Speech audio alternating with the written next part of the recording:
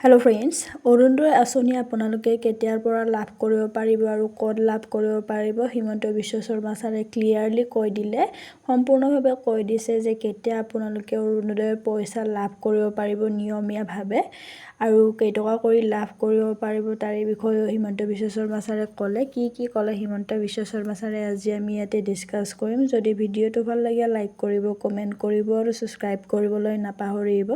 হিমন্ত বিশ্ব শৰ্মা ছাৰে প্ৰেছ মিটত ক'লে যে অহা আগষ্ট মাহৰ 1 তাৰিখৰ পৰা আপোনালোকে নিয়মীয়াভাৱে আপোনালোকে নিজৰ অৰুণোদয়ৰ ধনসমূহ আপোনালোকে লাভ কৰিবলৈ পাৰিব আৰু আগতে আপোনালোকে অৰুণোদয়ত যিমান টকা পাইছিলে সিমানে আপোনালোকে লাভ কৰিব। এনেকুৱা একো ন'টিচ দিয়া নাই যে বেছি পাব কম পাব, আপোনালোকে আগত যি পাইছিলে সেইটোৱে লাভ কৰিবলৈ পাৰিব।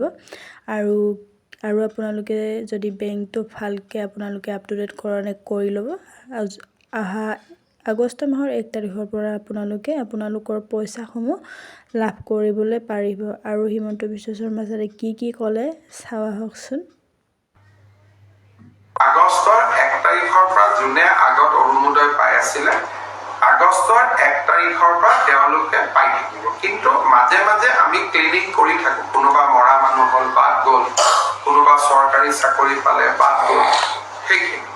কিন্তু তাক বাদে আৰু এতিয়া নতুনকৈ একো কৰিব নালাগে। আগত যি একাউণ্টত 9,000 সোমাইছিলে সেই একাউণ্টতে অৰুণোদয় নিয়মীয়াকৈ পাই থাকিব।